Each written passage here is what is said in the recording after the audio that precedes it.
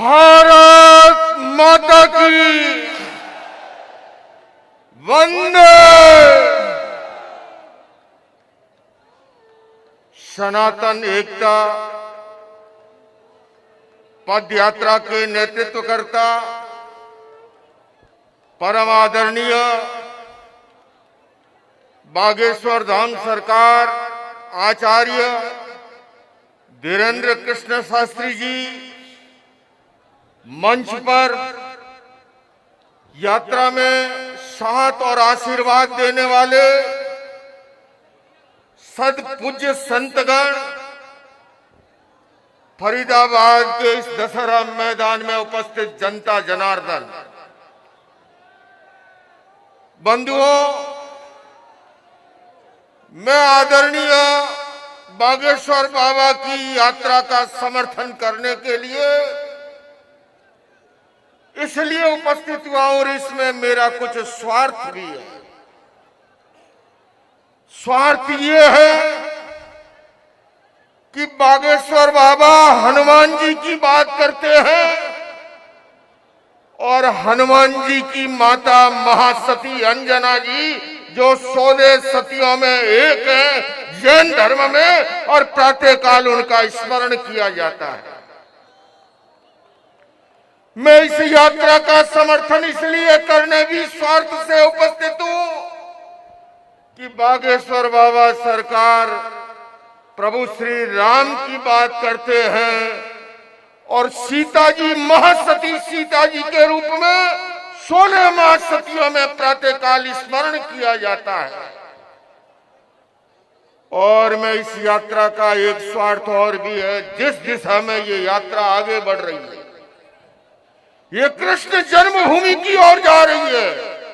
और जिस मंच पर हमारे आचार्य कल्की पीठाधीश्वर विराजमान हो, जिस मंच पर पूज्य सुधांशु जी महाराज विराजमान हो, और मेरे आत्मीय मित्र संजीव कृष्ण ठाकुर जी, ये सब जानते हैं कि जैन धर्म के 22वें तीर्थंकर भगवान अरिष्टनेमी और योगी राज कृष्ण सगे सचेरे भाई थे, तो भला मैं अपने उस परिवार की विरासत को कैसे छोड़ सकता हूं।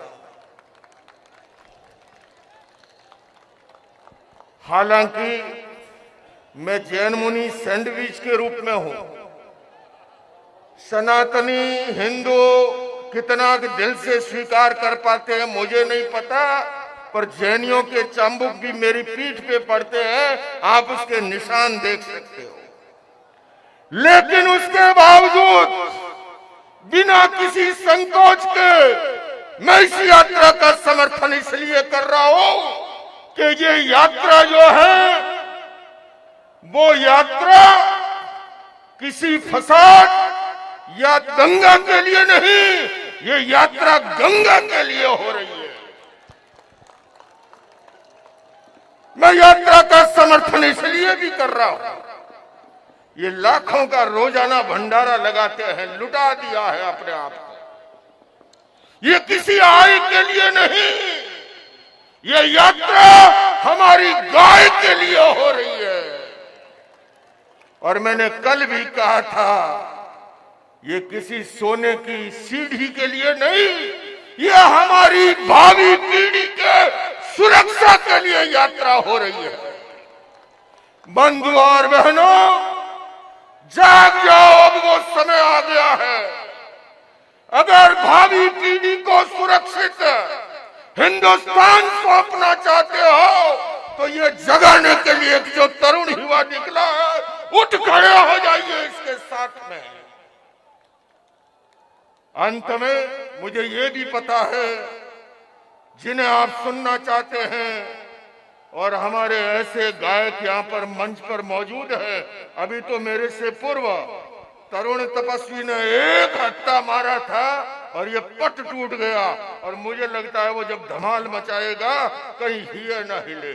इसलिए मैं अधिक बाधक नहीं बनता हुआ बागेश्वर सरकार का इन शब्दों में आज पुनः स्वागत करूंगा और आपसे कहना चाहूंगा कि इतिहास कांच के टुकड़ों का नहीं, उज्जवल हीरों का बनता है, और इतिहास घास के तिनकों का नहीं, फौलादी तीरों का बनता है। अरे समरांगण में हथियार डालने वालों, इतिहास कायरों का नहीं, ऐसे तरुण तपस्वी वीरों का बनता है। मैं आपकी ओर से, इस यात्रा का जैन धर्म की ओर से, अहिंसा विश्व भारती संस्था की ओर से, विश्व शांति केंद्र की ओर से बहुत बहुत स्वागत और अभिनंदन करता हूँ। भारत का पहला विश्व शांति केंद्र हरियाणा की धरती पर खड़ा हुआ है, गुरुग्राम में। फरीदाबाद भी हरियाणा की धरती पर है। ये अलग बात है कि बाबा वादा करने के बाद तोड़ते नहीं हैं, पर अभी विश्व शांति केंद्र का वादा वो निभा नहीं पाए हैं। प्रतीक्षा कर रही है वह हरियाणा की धरती।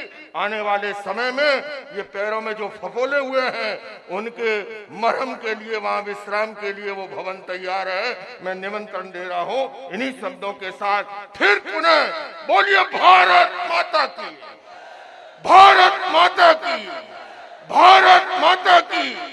वंदे वंदे वंदे। आवाज दो, आवाज दो, आवाज दो। धन्यवाद।